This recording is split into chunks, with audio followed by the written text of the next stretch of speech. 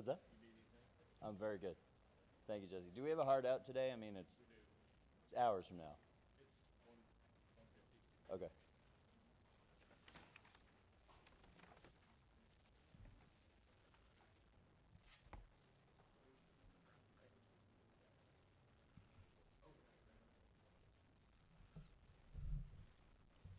Good morning again. We hope everyone's enjoyed and taken advantage of the breakout room opportunities with student athlete availability. The South Carolina locker room is also open right now. It will be open until 10:50. Starting student athletes are available right now in the breakout rooms. They'll be available there for another 15 minutes or so. And they're actually going to come and join us right here at 10:40, the starting student athletes for South Carolina. But in just a few moments, we'll be joined by the head coach of the Gamecocks, Frank Martin. He'll be with us here in the main interview room beginning at 10:30. That's 4 minutes from now. How you doing, David? I'm good. You know, I keep wearing the suits, so it's good. It's suit appropriate indoor weather.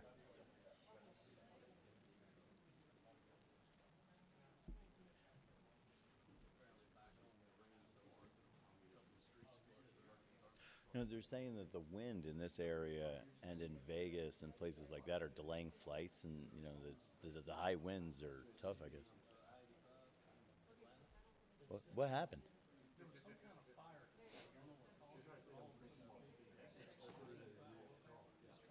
Injuries or? Yeah, thank goodness.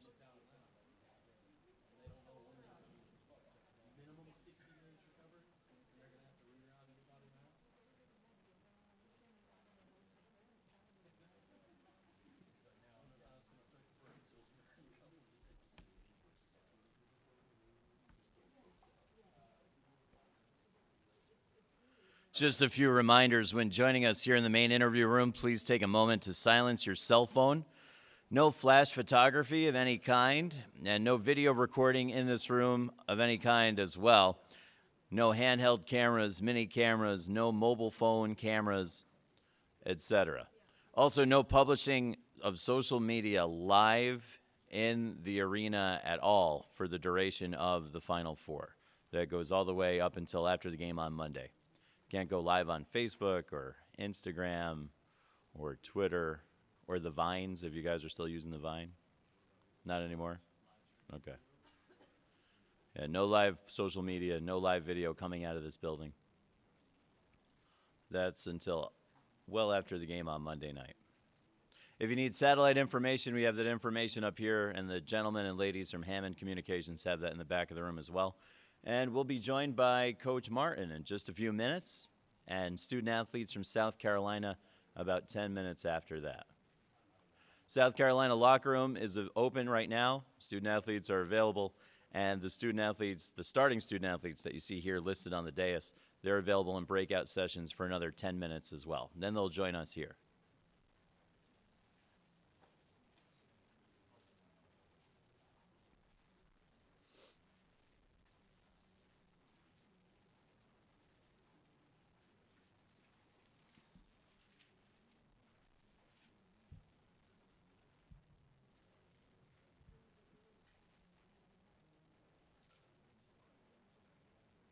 You look like you're ready. That's a good idea. You don't want to pull a hammy.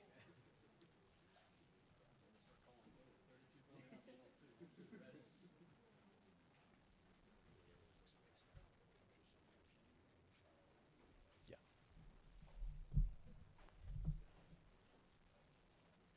How's that?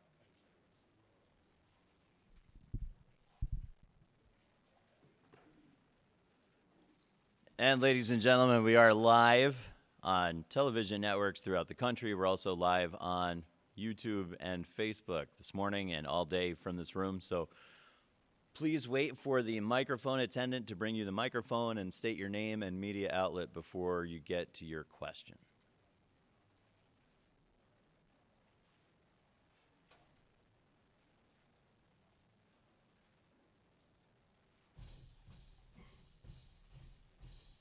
How are you, Coach? Great. How Great are you to see today? you. Very well. Do you want to just get into questions, or you want to make an opening statement, or it's up to you, Coach? We can get to questions. Okay. Student athlete starters for South Carolina are still in the breakout rooms. The reserves are in the locker room at this time, and we're joined by the head coach, Frank Martin. Coach Martin is here for 20 minutes to take your questions. Please raise your hand if you have one, and we'll start right up front with David. David Cloninger of the State. Frank, Dwayne has been, I think, a very underrated defender all year long. Just how vital has his defense been throughout this season, and how vital will it be tomorrow? It's just as your point guard initiates your offense, your on-ball defender initiates your defense. When your point guard's good offensively, your team's good offensively. When your on-ball defender's good defensively, your team is good defensively. They go hand in hand, and even though he does not play the point on offense, he's our point on defense, and he's relentless. It's kind of his career, relentless. You know, he just that's hard. That's the hardest thing in basketball is guarding the basketball, guarding the guy with the ball. That's the most difficult thing to do in the game, and he's just relentless at it. And we're here, and a big reason we're here is because of who he is and the way he does that.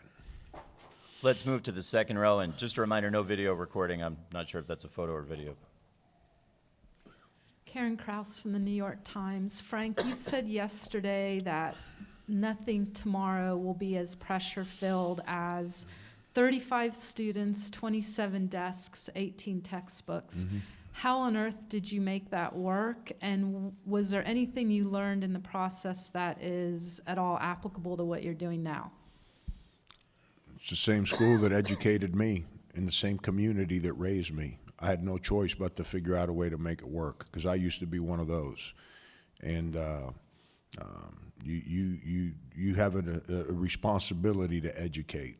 And when you embrace your job, you figure it out. You don't make excuses. You don't pout. You don't blame.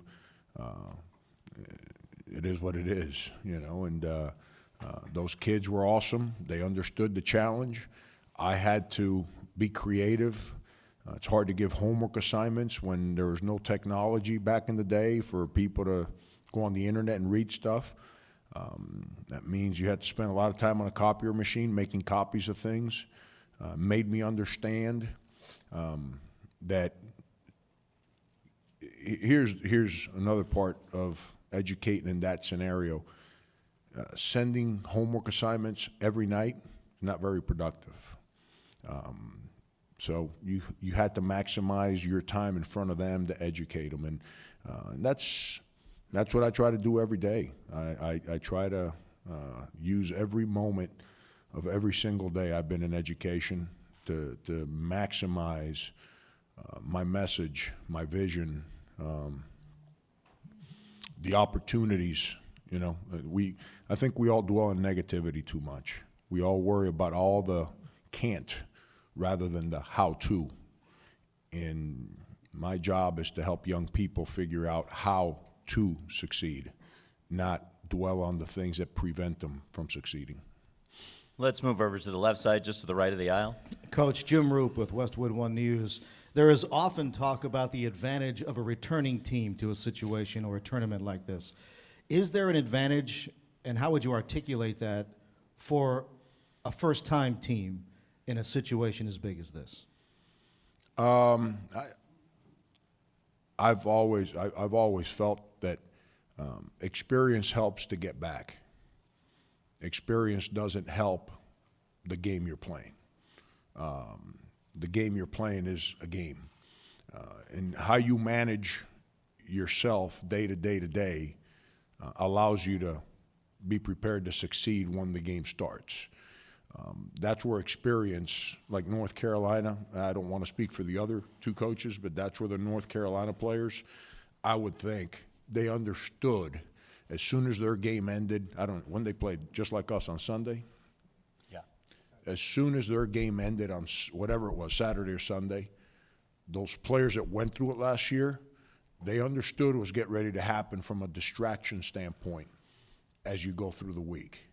The rest of us are trying to figure it out as we go through it.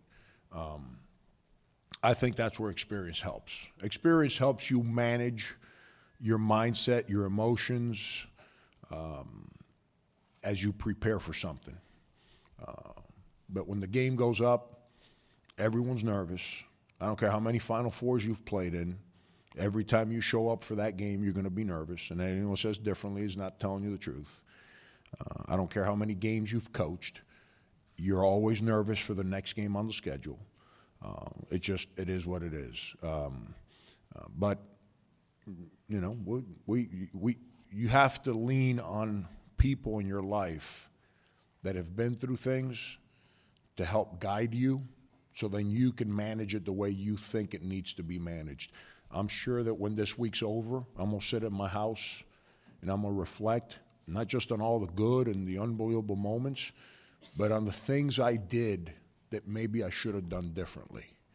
And so if ever I'm afforded to be around a group of kids, as special as these guys, that take us on this ride again, I'm prepared to make some decisions better than I've made them this week. Right now, I don't know if they're right or wrong. We'll figure all that out whenever this is over. In that same area, third row. Kevin McCrary, South Carolina Radio Network, kind of on the distractions that you've been talking about. How do you feel like your team's handled that? How have your practices been this week? This is what you can't gauge. I'm not one of these, I'm not going, if I were to show up and tell our players we're taking their cell phones from them, then they're going to see Frank's changed this week. I've never taken their cell phones from them, so I can't take them from them this week. So I don't know how they've managed this. I know this has been an unbelievable distraction for me this week. So I can only imagine what it's like for them. But they've been great. They've been great. They've stayed true to who we've been. I think us being so far away from home has not allowed family and friends to get here yet. I know most of my family, most of our players' families are getting in today. And they're not distractions. They're the reason we're all part of this. But they want our time. They want us to go take pictures. They want us to walk around with them, which I understand. You know, we're going to have to start managing that today. And we've got a plan in place. I hope it's respected and it works. On the right side, left of the aisle, Dana. Dana O'Neill with ESPN. Frank Sindarius said that you might want to limit him a little bit in practice today, but that's not going to be so easy to do. So won't you allow him to do? He's being way too nice. If I were to tell him he can't practice, he'd probably leave and tell me he's not playing. So he's wired to compete. It killed him. He said to me last night, he's probably not going to be happy I'm going to share this with you, but he said to me last night, man, I feel like I'm letting everyone down. I said, huh? I said, what is wrong with you? Letting who down? The game's Saturday. Be all right, man.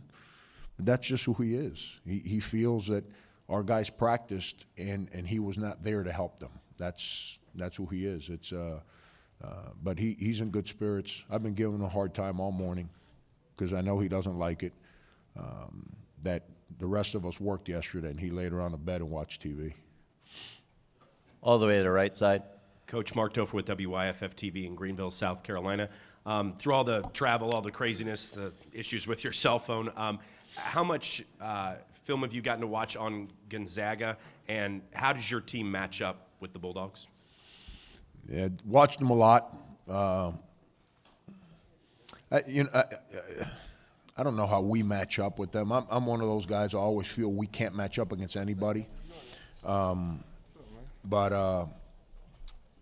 they're real good. I'm going to make the statement of the year. They're real good. You know. I've gotten to know Fuey off the court, and he is as competitive as anyone I've been around. But he's got an even keel to him. And when you see his team play, they're as competitive as anyone out there. But if you cover the scoreboard, you wouldn't be able to tell who's up or who's down if you just watch the game, because they play every play the same way. They don't make mistakes. There's no bad body language. So if they're down 6 or up 6, It's the same team. It's not, their sense of urgency is the same way for every play.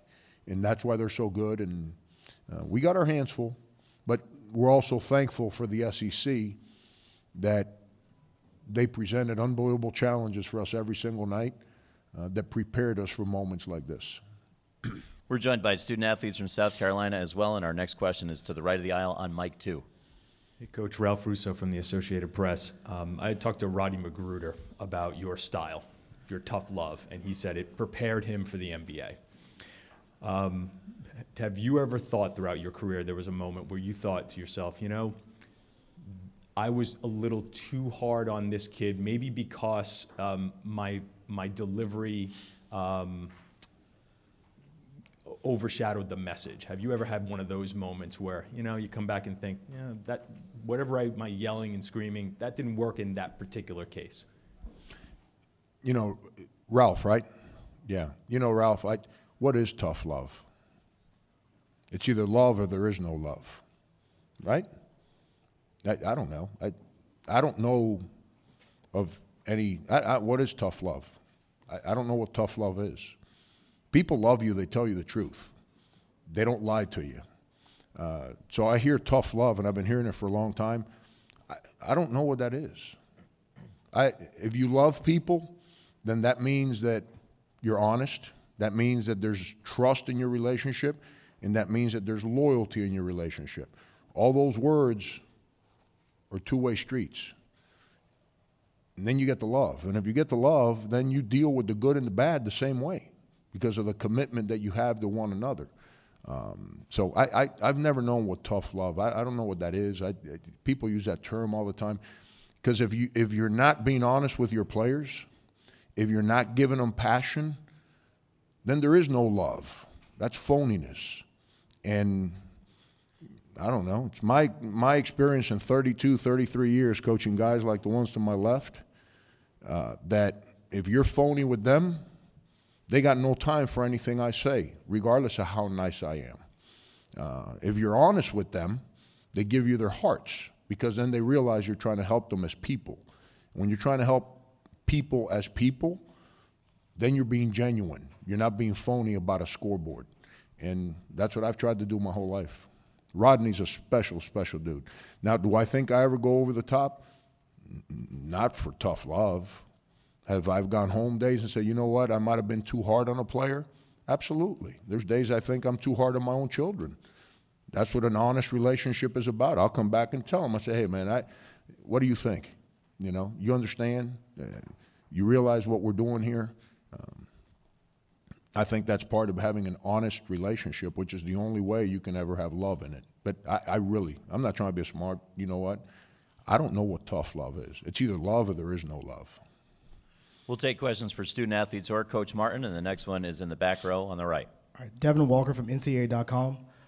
Mark Emmett yesterday talked about diversity in coaching being on a downslide right now. You yourself are being of Cuban descent. How do you kind of hold the torch or like rod for the other coaches or kind of change what's going on in college basketball? Yeah, I mean, kid I coached against of Cuban descent when he was a high school player just got a head job this year, Mike Bellato. You know, he was with Coach Pitino at Louisville, and it's big responsibility that we have. It's like I tell them, think about the power that these young men have made in our state right now.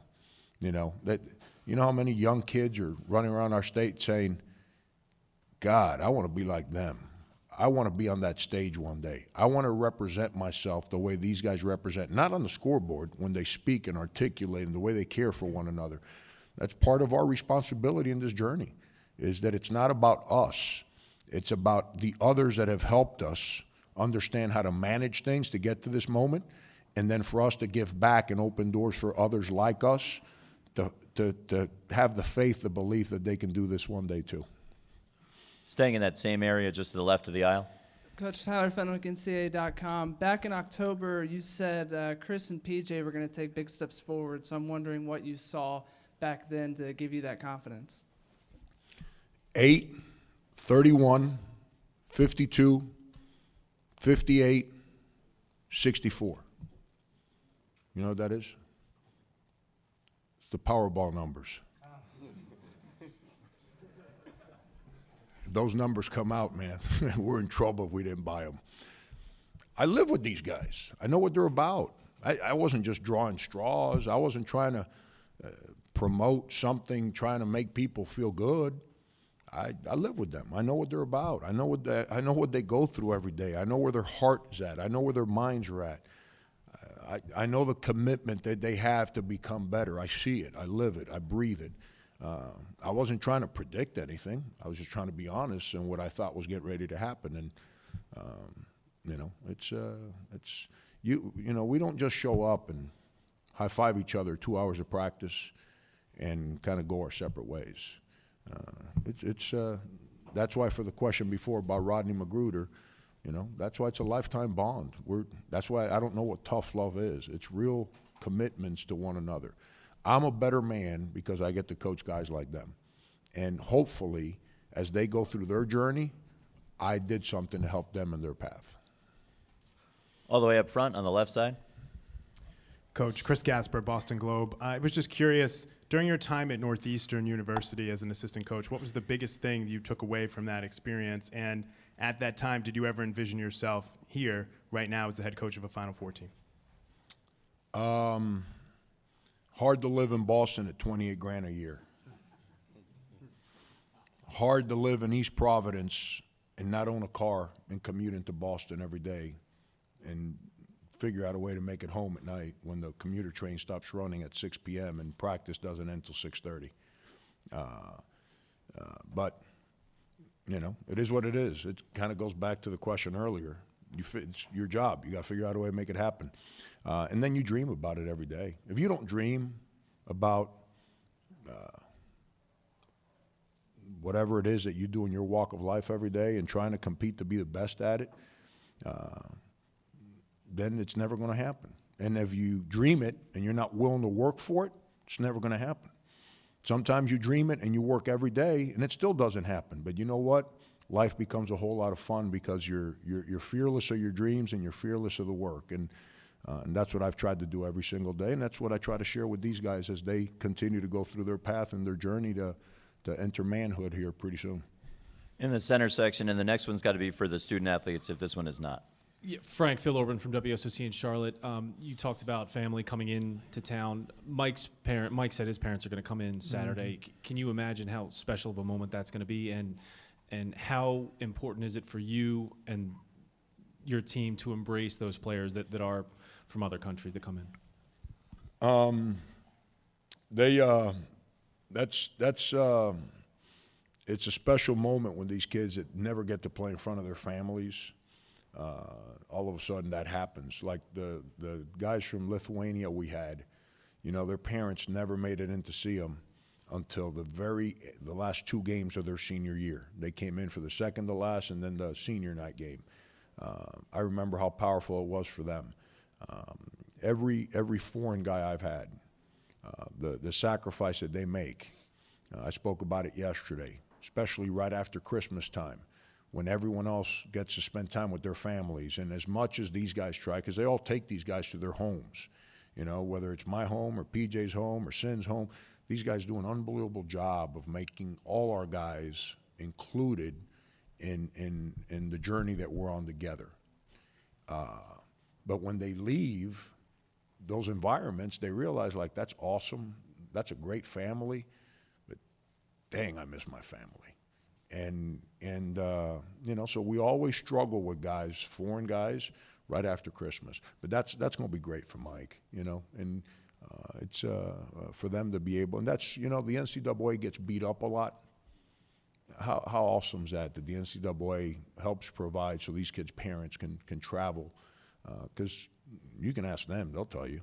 Most of their families couldn't afford on their own 4 days before the trip to buy plane tickets and stay in $350 a night hotels to come watch your kids play on this platform. You know, so NCAA gets beat up a lot. I think that's something that should be applauded, the way that they've worked to make this happen. This is likely the final question in the back on the aisle. Hi, for Sindarius, Pete Ganity from WSPA TV in Spartanburg. There used to be a guy named Al McGuire, your coach will appreciate, in the late 70s. He said one day they're going to be playing basketball in giant stadiums in front of 50,000 people. Have you tried to envision what it's going to be like? Because you've walked onto some big stages in your career, but give me kind of your take on what it's going to be like to walk out onto that floor. And actually, Sin, if you could hold on for 1 second. We'll have all 3 student athletes take this, and we'll start with Dwayne down the end. Dwayne, what's it going to be like Good for morning. you when Good you morning. I think it's an amazing experience. Just the opportunity to I never fathomed the fact of playing basketball in a football stadium.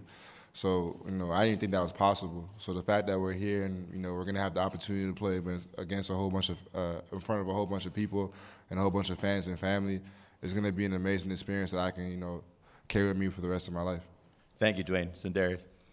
It's great, man. The feeling of being here and everything that comes with it, and it's great. For the fact that we've been counting out every step of the way, and nobody believed that we would be here, and the fact that we're here and we're playing, is just a great feeling to be here. And PJ, can you take that one also? Just the opportunity, man. It's a blessing. It really is. It's a blessing to be able to be on the national stage, to play in such a huge game that you dream about playing all your life. It's a blessing. And we'd like to thank Dwayne, Sindarius, PJ, and head coach Frank Martin. We're going to send them out to their open practice on the big floor right now. Fellas, we'll see you tomorrow night. Good luck. Media activities continue at 11:15 with the Gonzaga open locker room and breakout sessions for the Gonzaga starters. We'll be joined by head coach Mark Few here in the main interview room at 11:30.